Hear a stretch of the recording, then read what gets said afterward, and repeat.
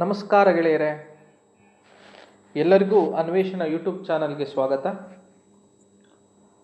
ಅಲ್ಮಿಡಿ ಶಾಸನ ಸುಮಾರು ಕ್ರಿಸ್ತಶಕ 450ರಲ್ಲಿ ಸ್ಥಾಪಿಸಲಾಗುತ್ತೆ. ಹಾಸನ ಜಿಲ್ಲೆಯ ಬೇಲೂರು ತಾಲೂಕಿನ ಅಲ್ಮಿಡಿ ಎಂಬ ಊರಿನಲ್ಲಿ ಸಿಕ್ಕಿದ ಕನ್ನಡದ ಮೊದಲ ಶಾಸನ ಇದಾಗಿದೆ. ಮೈಸೂರಿನ ಪ್ರಾಚ್ಯವಸ್ತು ಸಂಗ್ರಹಾಲಯದಲ್ಲಿದ್ದಂಥ ಈ ಶಾಸನವನ್ನು ಪ್ರಸ್ತುತ ಬೆಂಗಳೂರಿನ ಸರ್ಕಾರಿ ಮ್ಯೂಸಿಯಂನಲ್ಲಿ ಇಡಲಾಗಿದೆ.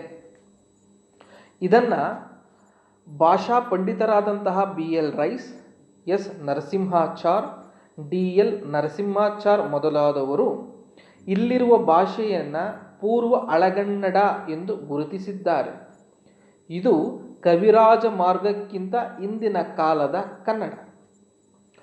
ಈ ಶಾಸನವು ಕನ್ನಡದ ವ್ಯಾಕರಣದ ಬಗ್ಗೆ ಮತ್ತು ಸಂಸ್ಕೃತ ವ್ಯಾಕರಣದ ಬಗ್ಗೆ ನಮಗೆ ಮಾಹಿತಿಯನ್ನು ನೀಡುತ್ತದೆ.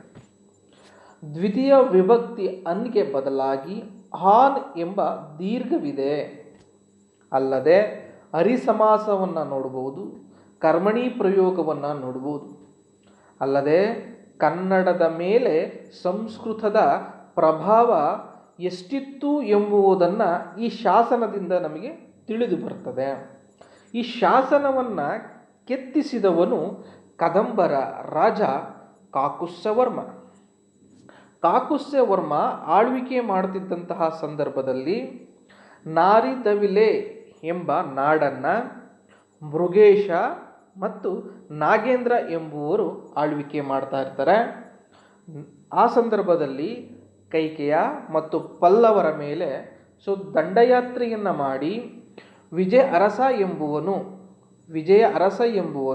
ಆ ಕೈಕೆಯ ಮತ್ತು ಪಲ್ಲವರನ್ನು ಸೋಲಿಸ್ತಾನೆ.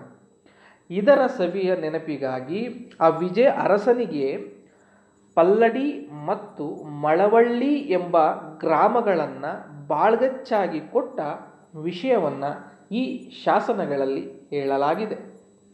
ಅಲ್ಮಿಡಿ ಶಾಸನವು ಸಂಪೂರ್ಣವಾಗಿ ಕನ್ನಡ ಶಾಸನವಾಗಿರದೆ ಸಂಸ್ಕೃತ ಶಾಸನ ಮತ್ತು ಕನ್ನಡ ಶಾಸನಗಳ ಸಮ್ಮಿಶ್ರದಿಂದ ಕೂಡಿದ್ದು, ಕೆಲವು ಪದಗಳು ಮಾತ್ರ ಕನ್ನಡದಲ್ಲಿ ಇವೆ. ಈ ಅಲ್ಮಿಡಿ ಶಾಸನ ಕನ್ನಡಿಗರ ಮೊದಲ ಶಾಸನವಾಗಿದ್ದು, ಇದಕ್ಕಿಂತ ಹಿಂದೆ ಹಲವಾರು ಶಾಸನಗಳು ಇರಬಹುದು ಎಂಬ ಊಹಿಸ್ಬೋದು. ಆದರೆ ಅವು ಯಾವುವು ಕೂಡ ಈಗ ನಮಗೆ ದೊರೆತಿಲ್ಲ. ಗೆಳೆಯರೆ, ಇಷ್ಟು ಅಲ್ಮಿಡಿ ಶಾಸನದ ಬಗ್ಗೆ ಇರುವಂತಹ ವಿಷಯ.